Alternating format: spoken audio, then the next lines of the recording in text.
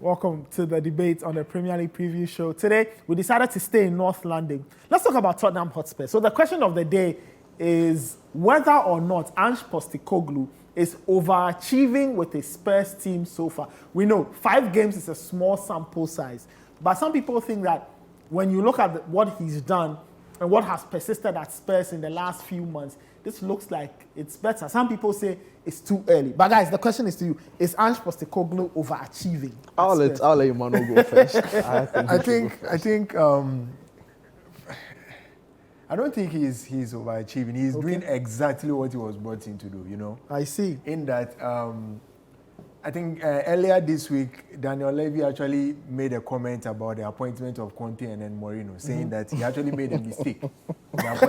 Some people think he's the mistake, but that's fair enough. You can go out. And he was like, he actually made a mistake with the appointment of both Conte and then Mourinho, in that they didn't necessarily represent the Tottenham tradition, like what he is used to and all. But that's just by the way.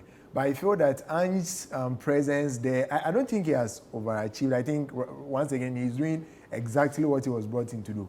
We know his track record from Celtic, right? We know how he was able to, even in every, the derby, the Old Firm and all that, he's able to, get a better of Rangers. He was also able to, win the league for, successively and all that.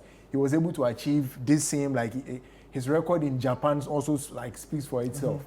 In Australia with Brisbane, he did basically the same thing. He's a serial winner.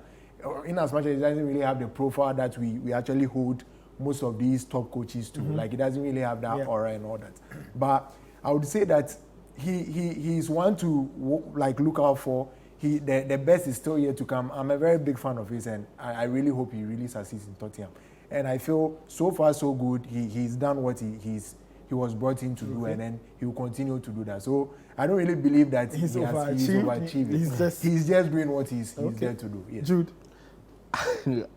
I mean, you've got to give credit where credit is due, right? And in as much as I agree with some of the points Emmanuel has raised, I think if you look at this Tottenham team and the state they were in, you quite recall their preseason. Very abysmal. And for him to come in and churn out the results we've seen him do, I think he deserves some credit, right? Plus, they lost Harry Kane. Yeah, that's a whole new thesis on its own. Because that alone, Harry Kane alone leaving could have plunged their season into something else, right? But guess what? They are second on the league table. They've played United. They beat them not quite comfortably. Coach Chris will say with cheeky ease, right? So I think you've got to give him some credit. I won't say overachieved, but he's achieved, right? So far, it's impressive. The results are coming in. He's found a group of players who are playing so fearlessly. I mean, you quite recall that documentary that came out about how the team was in a disarray at the point. All or nothing. All or nothing. It told you the state of the club. And for him to walk in at the start of the season, 5 games down, he's second to who? The treble winners. What else would you want in a coach, right? Okay. So I think it's still early days, but you could clearly see that there's a pattern, there's a plan, and he's working on it. After game week 10, if it's still same, I would confidently just best out to say he's overachieved with this Tottenham team. If you were running Spurs, let's say you were Levy's number 2 or you were on the board, what would you classify as success for Spurs this season? They don't have European football. Some people see it as an indictment on their reputation. Some people say, look, it's a blessing. They don't have to think about that. So what do you think will constitute success for Spurs this season? Considering the fact that they've lost Harry Kane, right? I think maybe reaching a final in one of the cup competitions would actually do for me personally, and also finishing in maybe the top 6, because in as much as I honestly don't see Chelsea and United finding their way into the top 4. Maybe the top 6 will be there. How can you tell me this? No, honestly, that's what I believe in, because the manner in which, even look at the injury records. I don't really Chelsea will make top 4, but go home. Okay, sure. Okay.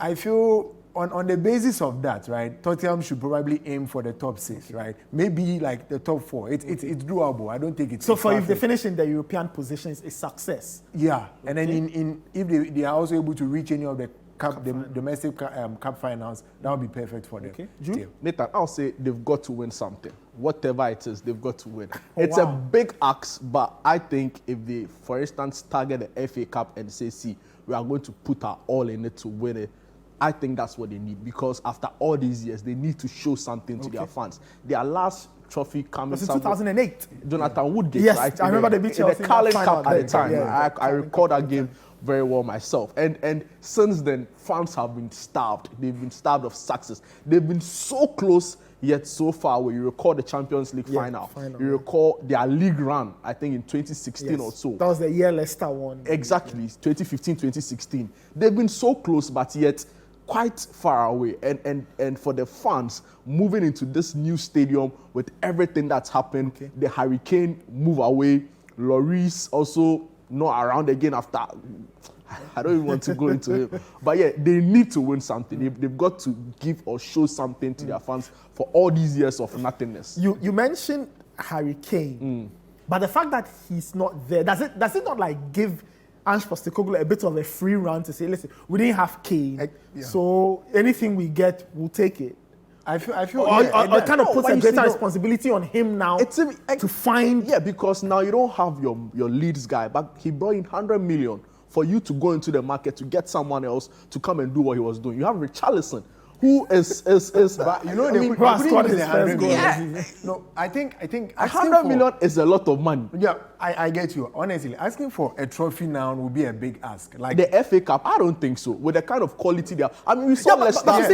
We saw Leicester win the FA Cup, right? But you think about it, Manchester City are defending FA Cup. That's champions. right. Yeah. And ever since Pep showed up, they've always done well in the cup. So that's but I mean, we also seen Arsenal win it against at the time where they didn't even look like they had it all together. The FA Cup is interesting. Like they say, it's a tournament of dreams or something. Their tagline, anything is possible at all. And I feel if they are targeted, if they have, but Spurs are out of the League Cup anyway. So the FA Cup is the only one they can. How would they even term a League Cup win as success? Because they've had it already. The FA Cup, go for it, or try and be in top four. Top four, I think it's an okay ask. But if I want to push further, I think they need a trophy. The FA Cup would sort of. Emmanuel, what are your expectations? Slightly tempered. Yeah, I think no. Like I said earlier, asking for a trophy now, it's a process, honestly. Yeah. Okay. At a point, I believe that Ange will get a trophy for them. But then for this particular season, especially when they didn't really even get an opportunity to reinvest the Kane money and no, but they brought in Brennan Johnson. Yeah, that was like a deadline. But he walks into the team. I mean, he has Premier League experience. So for you to get an established striker, I mean, I wouldn't. But you still have Son. No, you have Son, all right, yeah. But then I wouldn't really bank my hopes on only Son and then Richarlison, especially knowing the track record of Richarlison in recent seasons. It would be a big ask. I mean, fair enough. Richarlison wouldn't get you like what, 20 goals a season. It's not possible, you know. Maximum 15. Yeah, 13, but if 15, Richarlison is doing 15, and Son is doing 15, that's championship worthy, right? But so think about it. Two players are giving you 30 goals. Erling Haaland probably will score 30 by himself. Yeah. Because he has other people around who makes it work for him. So in that same vein, does it not then afford Ange Postecoglou a bit of like we were saying, to say that City have the Champions League to still focus on? Pep would love to defend his title, so to make a case for himself. He has the league he's looking at. He wants to break some personal records there. The FA Cup gives that fair playing field. Mind you, in the early stages of the competition, a lot of these young guys are allowed to play. So that's where you see in the past, you saw Cole Palmer and all of those guys, this other young guy, Lewis, and all of those guys have playing time. But I'm saying that if you want to win it, you've got to have a different approach to it. And it looks as the only realistic trophy available for Spurs right now. So for you, they should go all out. Yeah, I mean, your first 11, everybody's so for you, top 6. Yeah, top 6. A good run in the cup. Yes, in the cup. A final appearance. That's success. That's for this season. For this season. You know why I depart? You know why I depart from that? Because they've been to the height of club football finals. And they have that memory. They've had it all already. Also, bear so in winning mind, now, like they have to better that. No. And bettering that is winning something for bear their in fans. mind, like they don't even have the core of those teams like there anymore.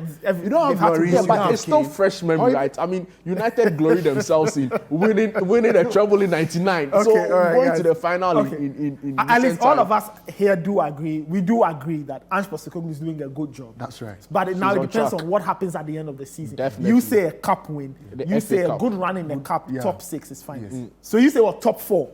Top Or 4, for you, the cup is what top you should 4, focus on? but primarily the FA Cup. Okay, all right, we'll see. Look, if you're a Spurs fan, the debate can continue wherever you are. What do you want from Ange Postecoglou? Has he overachieved?